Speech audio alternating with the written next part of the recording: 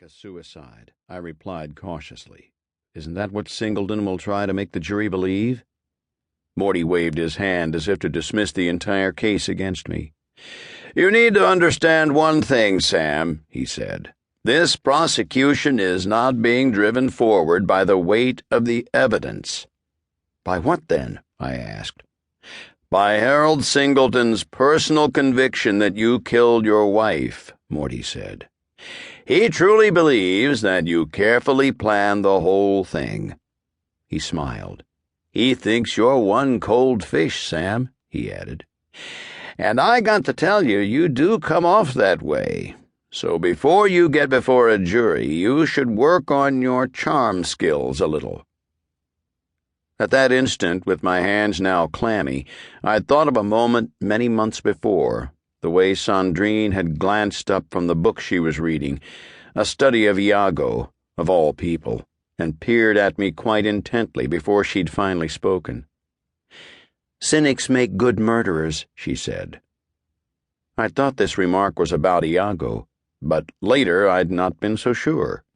Had Sandrine, in that piercing way of hers, seen that her death was on my mind? "The real shocker is that Singleton is going for the death penalty," Morty added. "That's the sort of prosecutorial overreaching that can come back to bite you in the ass. Of course, he probably threatened you with that in order to pressure you into a confession. Then once he made the threat, and you didn't confess, he had to go through with it. It's sort of a pissing game, you know, but believe me, I can shoot my stream way farther than Harold Singleton." He shrugged as if to dismiss the need for any further discussion. "It'll be a short trial, that's for damn sure," he told me. Then he rose and escorted me to the door. "Don't worry, Sam," he said with the ironclad assurance of his many years of defending with equal skill and success both the innocent and the guilty. "All you need is a good defense, and you've got the smartest Jew lawyer in Coburn County." Perhaps so, but along with my unfortunate Seal the Deal novella, there were fingerprints on the glass and emails to April and odd elements in Sandrine's blood, disturbing internet searches and jarring responses to various questions, a less than sturdy prosecutorial net in which to catch me, as I knew, but a net, nonetheless. And there was that coldness, too, of course. I'd need to work on that. Still, it was the location of my trial that had most concerned me as I'd departed Morty's office that day. Coburn County was the problem, it seemed to me, a college town only 70 miles south of Atlanta, a quiet place whose privacy had been violated by the media coverage of Sandrine's death, the subsequent investigation, and still later, my arrest.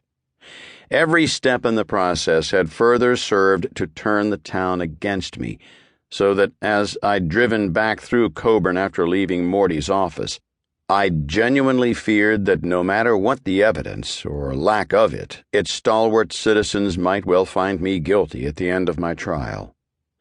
Sandrine had once said that when she thought of hell, it was as an eternal walk through a shadowy alley.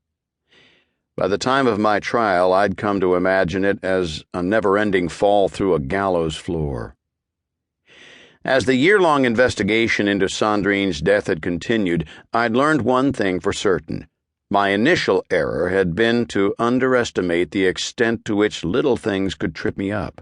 For example, I'd never expected that first uniformed officer to notice a yellow piece of paper beside my wife's deathbed, ask me about it, then write my response into her notebook. Later, I'd realized that she had seen a dead woman lying in a bed, half naked, and with no visible marks upon her face or body, and had quite naturally asked herself, how did this woman die? That is to say, she had cared about this death more than I had expected, and had almost immediately begun to look about the room more closely, a focused observation that had eventually settled her eyes on, among other things, that yellow piece of paper.